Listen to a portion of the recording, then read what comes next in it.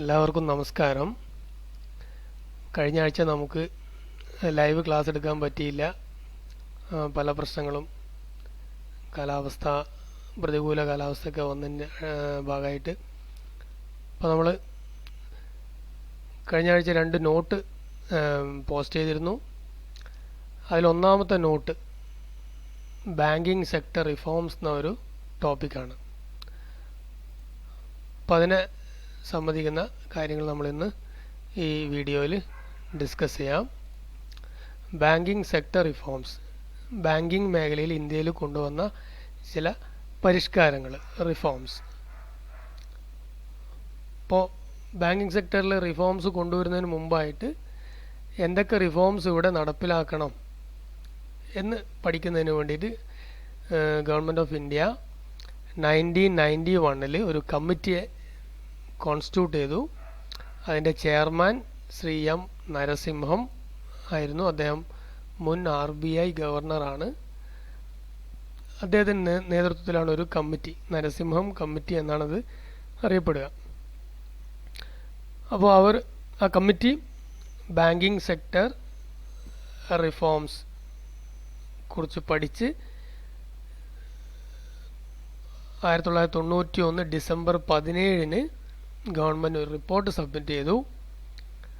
ആ റിപ്പോർട്ടിൽ പൊതുവേ ഉള്ള ഒരു റിപ്പോർട്ടിൻ്റെ ഒരു സ്വഭാവം എന്ന് പറഞ്ഞാൽ പ്രൈവറ്റൈസേഷൻ, സ്വകാര്യവൽക്കരണത്തെ കൂടുതൽ അനുകൂലിക്കുന്ന ഒരു റിപ്പോർട്ടായിരുന്നു. അതുപോലെ തന്നെ ലിബറലൈസേഷൻ, ഉദാരവൽക്കരണം, ബാങ്കുകളുടെ പ്രവർത്തനങ്ങളിൽ കുറച്ചും കൂടെ നിയന്ത്രണങ്ങളൊക്കെ കുറച്ചുകൊണ്ടുള്ള ഒരു സമീപനം. അപ്പോൾ ഇങ്ങനെയുള്ള കുറേ നിർദ്ദേശങ്ങളാണ് കമ്മിറ്റി മുന്നോട്ട് വെച്ചത്.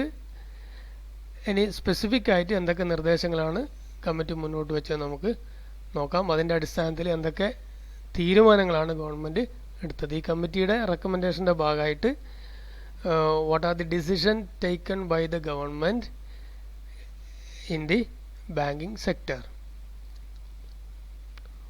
ഒന്നാമത്തെ കാര്യം, അതായത് കമ്മിറ്റിയുടെ റെക്കമെൻഡേഷൻ്റെ അടിസ്ഥാനത്തിൽ ഗവൺമെൻറ് എടുത്ത തീരുമാനങ്ങളാണ്. ഒന്ന്, no more nationalisation of banks.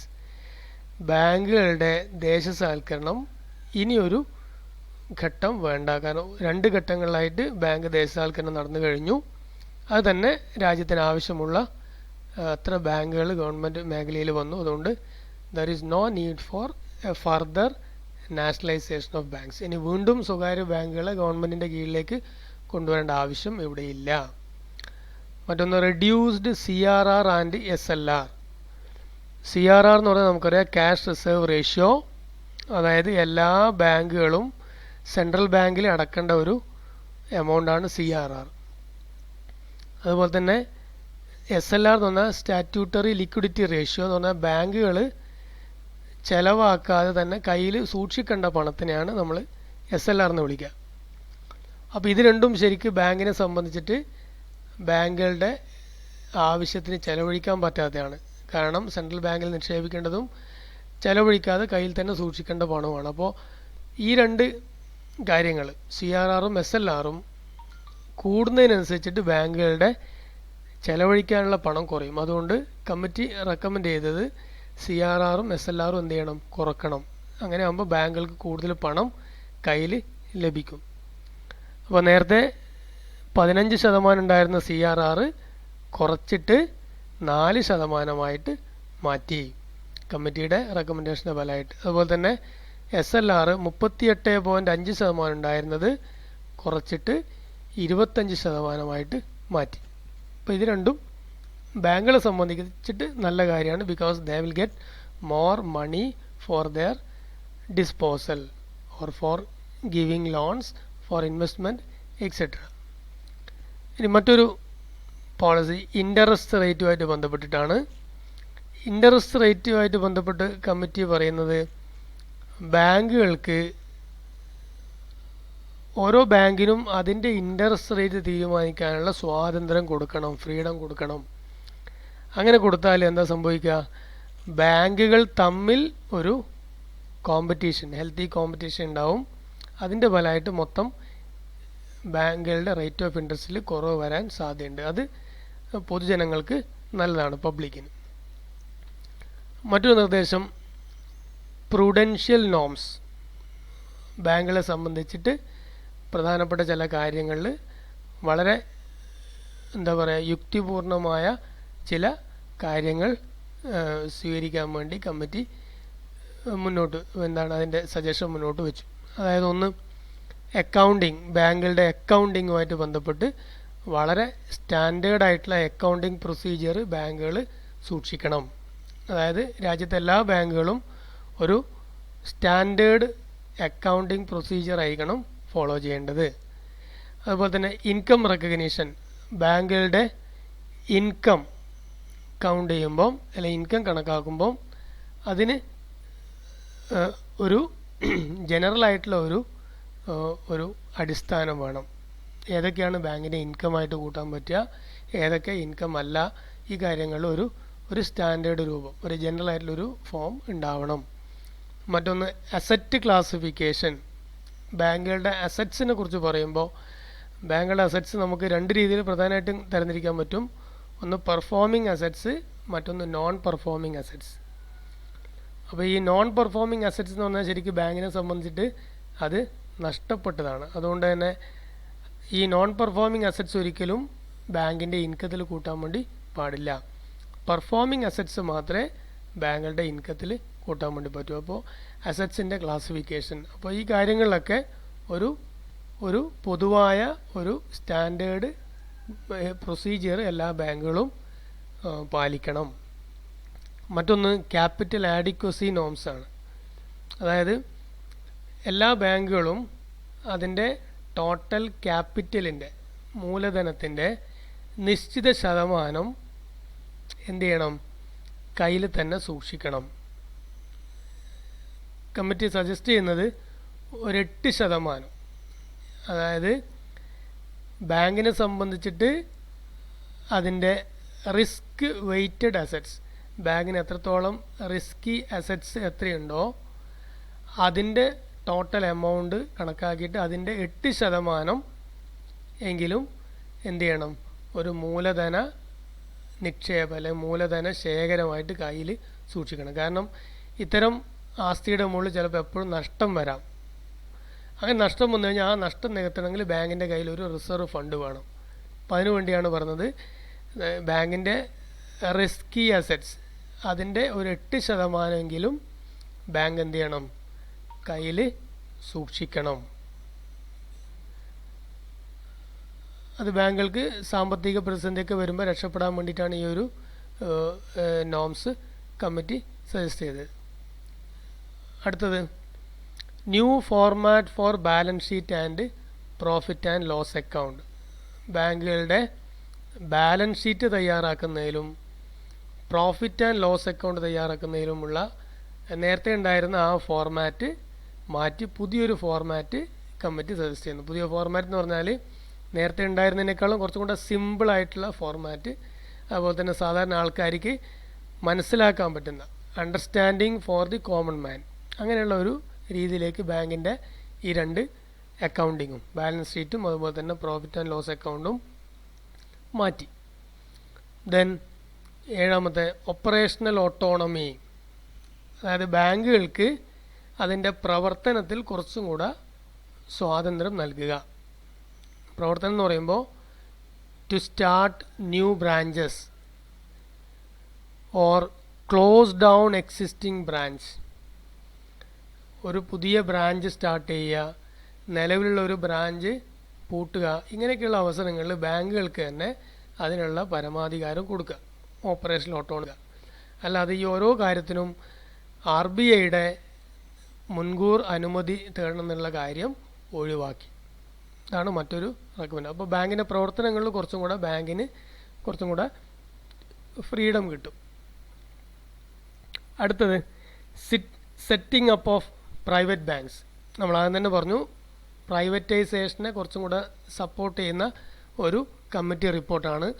അതുകൊണ്ടാണ് ആദ്യം തന്നെ പറഞ്ഞത് ഇനി എന്ത് വേണ്ട, ദേശസാൽക്കരണം വേണ്ട, നോ മോർ നാഷണലൈസേഷൻ. ഗവൺമെൻറ് ഇനി ബാങ്കിങ് മേഖലയിൽ ഇൻവെസ്റ്റ് ചെയ്യേണ്ട. ഏത് മേഖല മതി? പ്രൈവറ്റ് സെക്ടറിൽ ഇനി പുതിയ പുതിയ ബാങ്കുകൾ വന്നാൽ മതി.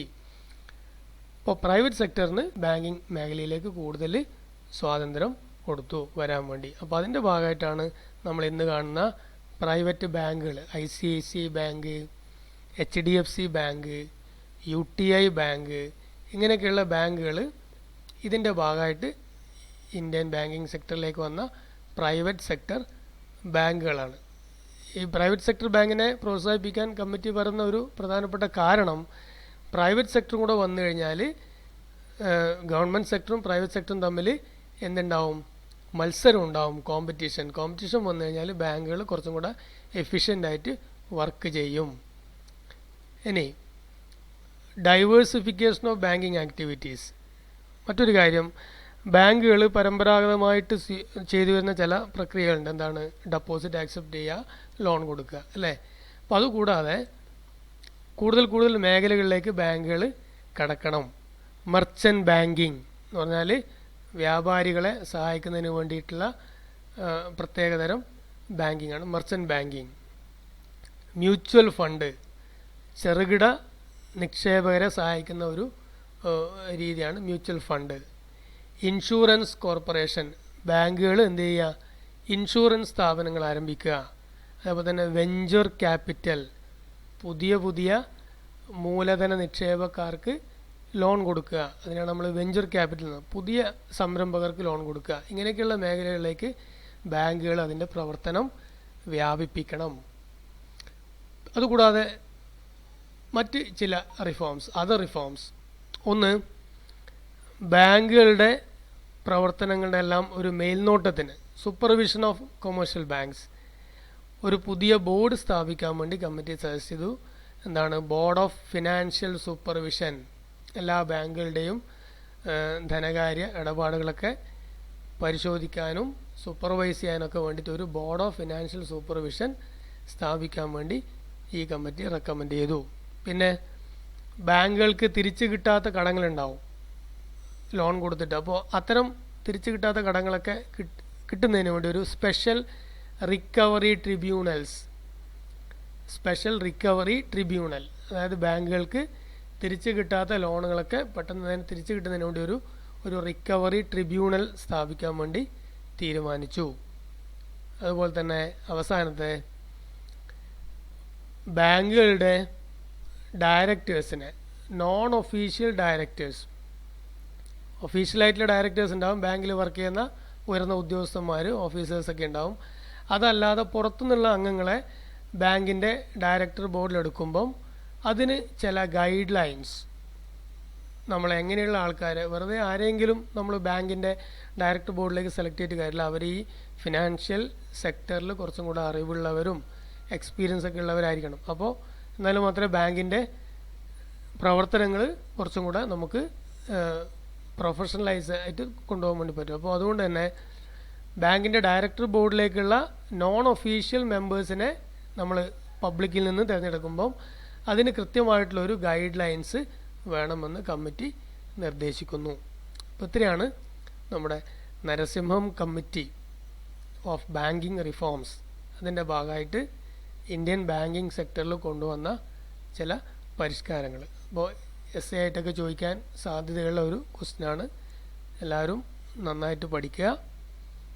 അപ്പോൾ ഇന്ന് നിങ്ങൾ ഈ വീഡിയോ കണ്ട് ആ നോട്ടും കൂടെ ഒന്ന് എഴുതി നന്നായിട്ട് പഠിക്കുക. നമുക്ക് കഴിയുന്നത്ര അടുത്ത ക്ലാസ്